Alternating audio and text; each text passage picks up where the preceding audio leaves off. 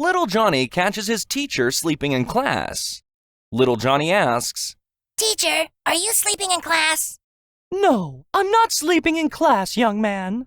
His teacher replies. "Then what are you doing?" Asks Little Johnny.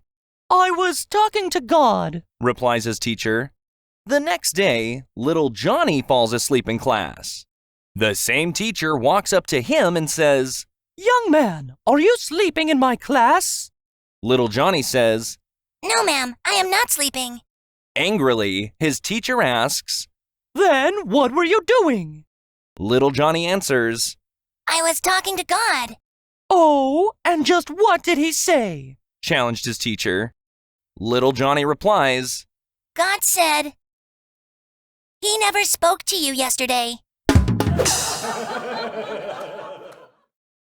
An elderly woman is riding in an elevator on her way to a doctor's appointment. Suddenly, the elevator stops and a beautiful young woman smelling of expensive perfume steps in. She turns to the old woman and says arrogantly, "Giorgio, Beverly Hills, $100 an ounce." On the next floor, another young, beautiful woman gets into the elevator. She also smells of expensive perfume. She arrogantly turns to the old woman and says, "Chanel number 5, $150 an ounce." About 3 floors later, the old woman has reached her destination and is about to get off the elevator. Before she leaves, she looks back at the women, passes gas, and says, "Broccoli, 49 cents a pound." An Irishman walks into a bar in Dublin. He orders 3 pints of Guinness, then sits in the back of the room, drinking a sip out of each one in turn. After he finished all 3, he returns to the bar and orders 3 more. The bartender says to him, "You know, a pint goes flat after I draw it. It would taste better if you bought it one at a time." The Irishman replies, "Well, you see, I have 2 brothers. One is in America, the other in Australia, and I'm here in Dublin. When we all left home, we promised that we'd drink this way to remember the days we all drank together." The bartender admits that this is a nice custom and leaves it there. The Irishman becomes a regular in the bar and always drinks the same way. He orders 3 pints and drinks the 3 pints by taking drinks from each of them in turn.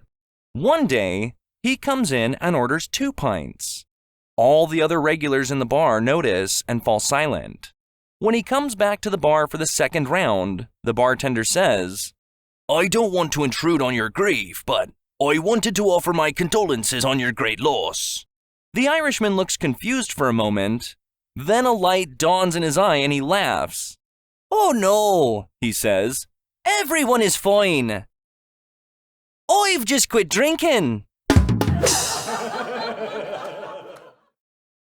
Walter and Linda were a middle-aged couple blessed with 2 beautiful daughters. Although they felt incredibly lucky to have their girls, Walter and Linda always yearned for a boy. They began trying for another baby, and it wasn't long before Linda became pregnant. 9 months later, they welcomed a baby boy into the world. Walter was at work when his wife was rushed to the hospital, so he got there as quickly as he could. To his horror, his son was absolutely hideous, especially when considering how beautiful his daughters were. "How can I possibly be the father of that ugly baby?" he exclaimed to his wife. "It's just not possible that I fathered him after we had those 2 beautiful girls." Linda blushed, which made him suspicious. "Have you been fooling around behind my back?" he asked. His wife replied, "Not this time, honey." One day, all the organs of the body were having a meeting trying to decide who was in charge. The brain said, "I should be in charge, because I run all the body's systems. Without me, nothing would happen." "I should be in charge," said the heart, "because I pump the blood and circulate oxygen all over the body. Without me, you'd all waste away."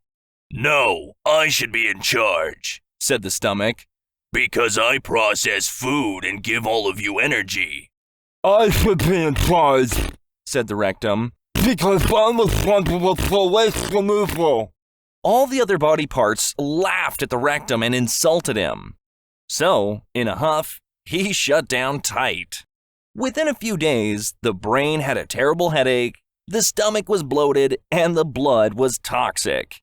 Eventually, the other organs gave in. They all agreed that the rectum should be the boss. The moral of the story? If you want to be the boss, just be an a-hole.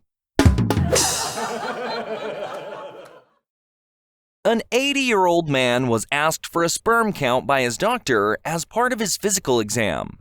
The doctor gave the man a jar and said, Take this jar home and bring back a sample tomorrow.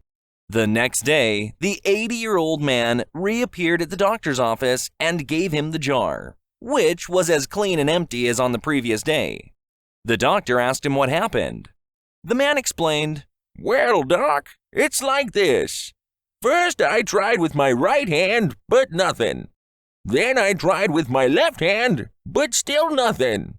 Then I asked my wife for help. She tried with her right hand, and then with her left, and still nothing.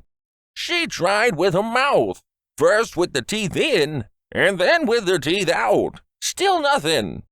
We even called up Arlene, the lady next door, and she tried too. First with both hands, then an armpit, and she even tried squeezing it between her knees, but still nothing. The doctor was shocked. You asked your neighbor? The old man replied, Yup. None of us could get the jar open.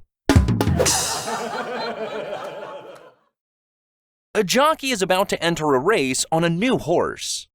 The horse's trainer meets him before the race and says, All you have to remember with this horse is that every time you approach a jump, you have to shout, Alley-oop! Really loudly in the horse's ear. As long as you do that, you'll be fine.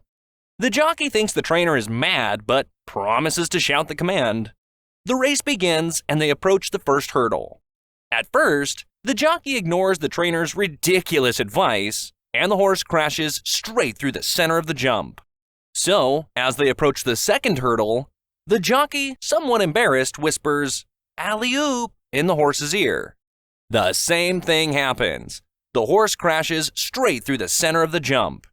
At the third hurdle, the jockey thinks, It's no good, I'll have to do it, and yells, Alley-oop! Really loudly. Sure enough, the horse sails over the jump with no problems. This continues for the rest of the race, but due to the earlier problems, the horse only finishes third. The trainer is fuming and asks the jockey what went wrong. The jockey replies, Nothing is wrong with me, it's this bloody horse. Is he deaf or something? The trainer replies, Deaf? He's not deaf. He's blind.